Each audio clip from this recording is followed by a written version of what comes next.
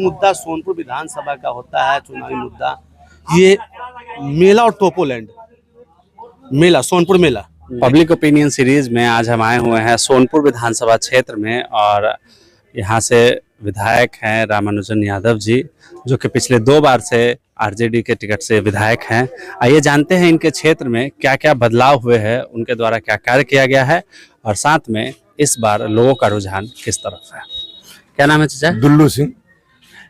2 बार से विधायक रहे हैं माननीय विधायक जी, क्या काम किए हैं? 0 काम किए हैं, कुछ नहीं किए हैं। रूढ़ी जी जो है सर थोड़ा बहुत काम किए हैं, तो सांसद हैं लेकिन विधायक जी कोई काम ही नहीं किए हैं। बाढ़ आया हुआ था दियर में, एको दिन झांकी पारने नहीं गए हैं। वहां तो लोग खोज रहा है इनको। कहला खोज रहा है? कहला खोज रहा है, पहले जाएंगे तब ना पता चलेगा ये कहला खोज रहा है लोग। अच्छा, इस बार चुनाव है 2025 बिहार इलेक्शन असेंबली का ये चुनाव है। इस बार क्या रुझान है यहाँ का? सोनपुर विधानसभा क्षेत्र में किसकी दावेदारी मजबूत है? दुए को दले है, एगो बीजेपी आरजेडी, दोनों में से किसी को जीतना है। कौन मजबूत, ज्यादा कौन मजबूत? पिछले बार मात्र 6,6500 वोट का मार्जिन रहा था, इस बार कितना रहेगा मार्जिन? इस बार जो है सो 1,000 वोट से बीजेपी ही जीतेगा। बीजेपी ही जीतेगा। हाँ। रामानुज जो अगला जो विधायक हैं वो एकदम कोई काम ही नहीं किए। बाढ़ आया हुआ था, उसमें जो है ये दिया रहा है, एक दिन भी झांकी पारने नहीं गए। अच्छा, यहाँ सोनपुर में खास तौर पे लोगों का डिमांड क्या है कि क्या काम होना चाहिए विधायक, अगर कोई विधायक बनता है या फिर कोई विधायक का चुनाव लड़ने आ रहा है, इंडिपेंडेंट कैंडिडेट हो चाहे बीजेपी हो या आरजेडी, तो लोगों को किस मुद्दे पे वो अपनी तरफ खींच सकता है? ऐसा कौन सा मुद्दा? यहाँ कौन मुद्दा है? यहाँ तो सब चीज, नाला है, ये है, पानी है, ये है, बिजली है, ये है, बहुत पहले ही से है। ये लोग अब क्या करेंगे? उसी को अगर मेंटेन करके रखे तो बहुत अच्छा है। तो पिछले 2 बार से रामानुजन यादव जी यहाँ विधायक है, वो मेंटेन नहीं कर पाए हैं क्या? कुछ नहीं, कहीं क्षेत्र में घूमे नहीं किए हैं, खाली जीतते हैं। बस इलेक्शन आएगा, 10 दिन बहुआएंगे, उसके बाद वे साधु गाछी में उनका डेरा है, वहीं रहते हैं। कितना वोट से जीतेगी? बीजेपी अभी मजबूत नहीं है, ठीक ना। वोट एक्वायर जब तक नहीं होगा, वोट यहाँ आपसी जातिगत यहाँ चुनाव होता है, जाति पे वोट करते हैं। जाति पे लोग यहाँ का वोट करने वाले हैं। अच्छा, जो भी हो, राजद का वोटर हो, भाजपा को हो, जाति के नाम पर यहाँ पर वोट होता है। उसी में जिसका ज्यादा वोट पड़ गया, यहाँ विकास कोई मुद्दा नहीं है। विधायक जी अपना कान में तेल डाल के यहाँ देर का सब आदमी बह रहा है, इससे कोई मतलब नहीं है।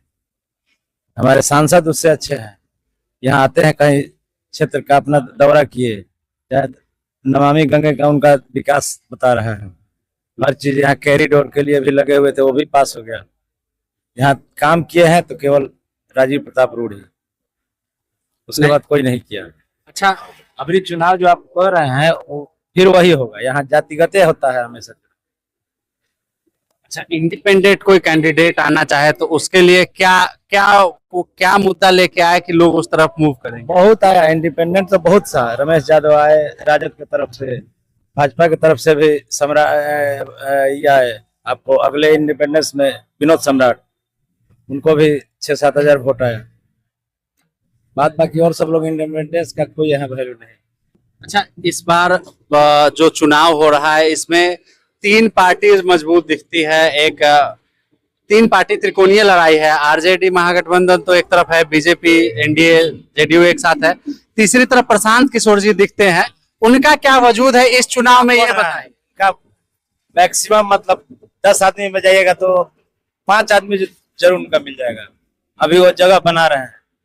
अच्छा कैंडिडेट भी चंदन लाल मेहता यहाँ के आने वाले हैं। उनका विजन एक है प्रशांत किशोर जी का, सबको पसंद आ रहा है। हम लोग तो बेरोजगार हो गए, लेकिन अब जो आने वाला बच्चा का जो भविष्य होगा, उनमें झलकता है, उन पर विश्वास है कि हाँ प्रशांत किशोर जी कुछ कर सकते हैं। इसलिए यहाँ तीसरा विकल्प के रूप में प्रशांत किशोर। बार चंदन लाल जी का वोट शेयर मैं देख रहा था तो 6-7 हजार वोट था उनका। इस बार कितना वोट एनडीए का वोट काटे हुए थे, लेकिन अभी बुद्धिजीवी का वोट मिलेगा। जन स्वराज से जितने भी जुड़े आदमी है, सबका वोट मिलेगा उनका। बढ़ जाएगा वोट से, वोट तो जाएगा। यहाँ त्रिकोणात्मक लड़ाई होने का संभावना। यहाँ जन स्वराज भी बहुत अच्छा कैंडिडेट है। बीजेपी में ही क्लियर नहीं है कि किसको, दिनेश सिंह को मिलेगा कि किसको मिलेगा, अभी तक कोई क्लियर नहीं है। पब्लिक भी अपना वैसा ही है, सब पोस्ट में है कि क्या होगा, कौन आएगा कौन जाएगा, विकास चलिए बहुत बहुत धन्यवाद। क्या नाम है आपका? मेरा नाम विश्वजीत कुमार बम बम, यानी बम बम बाबा से हम फेमस है यहाँ पे। अच्छा, सोनपुर के बम बम बाबा जी हमारे साथ है। सोनपुर में पिछले 10 साल से आरजेडी की दावेदारी है, जीते हुए हैं। कितना मजबूत दिखते हैं आरजेडी यहाँ? नहीं, आरजेडी मजबूत तो स्थिति में है ही। यहाँ तो आरजेडी हो चाहे भाजपा हो, ये दो तो प्रबल दावेदार है यहाँ पे, दोनों का, कभी उसका रहा कभी उसका रहा कभी उसका रहा, और दोनों में पटुपट लड़ाई फाइटिंग ये दोनों में होता ही है। 77 के बाद 3 बार आरजेडी जीती है, 3 बार एनडीए की सरकार, एनडीए जीती है, ये तो फैक्ट इंडिया है। में भी भाजपा ही, हाँ, भाजपा ही निकली है, बीजेपी के लोगों, बीजेपी के लोग हैं।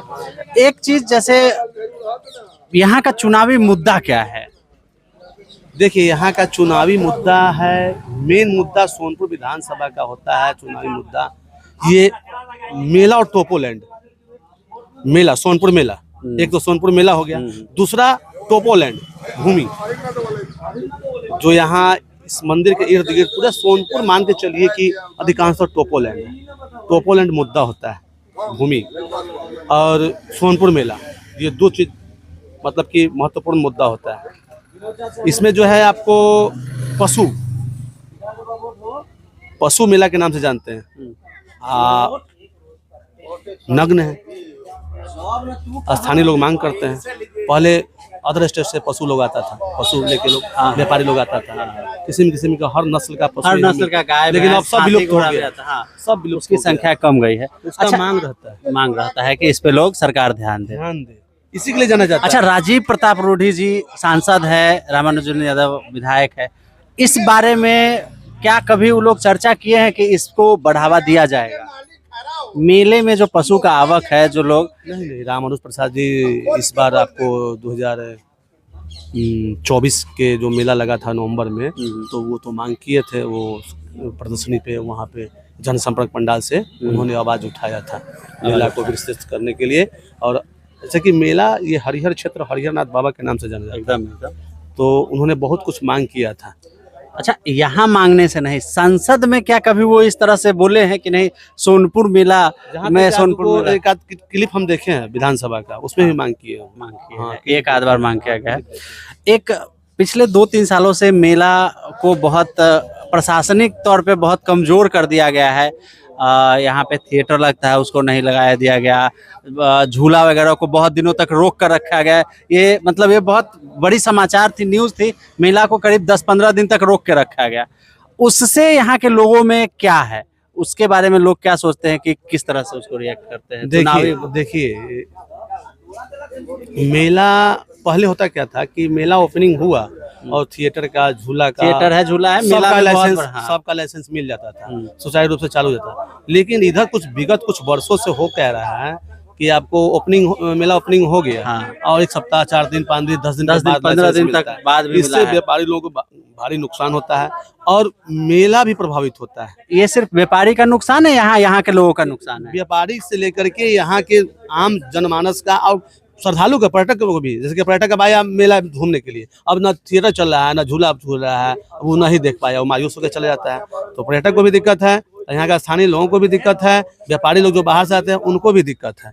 तो इस पर थोड़ा सा विचार विमर्श होना चाहिए और इसको जो है जिस दिन ओपनिंग हो, जो नियम शर्त है उसके तहत देना चाहिए। यहाँ के लोगों को ये नहीं लगता है कि ये मेला जो है इसको प्रशासनिक स्तर पे मतलब प्लान करके कमजोर किया जा रहा है? ये हर साल इस तरह का जो मुद्दा आना, हर साल ये प्रॉब्लम क्रिएट करना, जो कि प्लान पहले से हो सकता था, पूरा साल समय मिलता है, और फिर भी इस तरह से जो रवैया अपनाया जाता है, क्या मेला और यहाँ के लोगों को नुकसान नहीं है इससे? इससे देख के तो यही लगता है। अब देखिए राजगीर का मेला कहाँ था, कहाँ चला गया। यही हम पूछ रहे हैं कि यहाँ आरजेडी की सरकार है, आरजेडी के विधायक है, राजीव प्रताप रूढ़ी जी भाजपा से सांसद है, तो ये क्षेत्र के लिए वो नहीं सोचते, जबकि राजगीर मेला यहाँ के बाद शुरू हुआ है और उसको बढ़ावा हर साल देखिएगा, इससे ज्यादा बजट, और ये लोग, क्या इस पे लोगों का नाराजगी नहीं है? नाराजगी, बहुत नाराजगी है, बहुत नाराजगी है। ये होना चाहिए। बहुत नाराजगी है। राजगीर मेला देखिए कहाँ से कहाँ चला गया, ये कहाँ था और कहाँ धरातल में धरातल जा रहा है। तो इस पे काम होना चाहिए और हम माननीय विधायक जो है यहाँ जो रामानुज प्रसाद जी हैं, इनको मांग करना चाहिए, इनको आंदोलन करना चाहिए इस मेला को सुचारू रूप से बृहत लगाने के लिए। और साथ साथ बाबा हरिहर नाथ की गरिमा, जैसे बाबा मंदिर के विकास के लिए बाबा हरिहरनाथ मंदिर से मेला जुड़ा हुआ है, हाँ, तो बाबा हरिहरनाथ हरिहर क्षेत्र महोत्सव भी होना चाहिए, एकदम। जैसे राजगीर महोत्सव होता है। राजगीर महोत्सव होता है, वैशाली महोत्सव होता है, तो क्या ये मांग जनता क्यों नहीं करती है? पिछले 1 साल से चल रहा है हरिहर क्षेत्र महोत्सव। हाँ। कभी 3 दिन का हो रहा है, कभी या 5 दिन का अनाउंसमेंट हुआ है।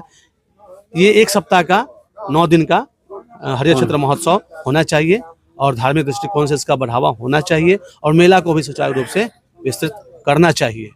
लेकिन अब तो कॉरिडोर का हो गया है अनाउंसमेंट। अब देखिए सरकार इस पर पर्यटक विभाग एनडीए की सरकार ध्यान दिया है और कॉरिडोर का घोषणा हो गया है। अब देखिए कब तक हाथ लगता है निर्माण के लिए। अब कुछ लग रहा है कि अब कुछ लोग जाएगा।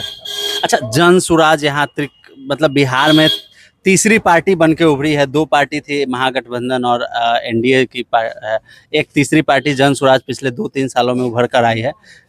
इसका यहाँ कितना दावेदारी है? यहाँ सोनपुर में तो उतना देखने को नहीं मिल रहा है, लेकिन सुन रहे हैं हम लोग भी देखते हैं, न्यूज़ में है या टीवी पर है, समाचार में है, रास्ते में है, देख रहे हैं। लेकिन उतना सोनपुर में 2 ही है मुख्य रूप से, भाजपा राजद, हाँ, महागठबंधन और एनडीए, ये 2 पार्टी मुख्य रूप से यहाँ चुनाव में मतलब टक्कर देती है। जन सुराज अभी फिलहाल कहीं दिखाई यहाँ नहीं दे रहा है।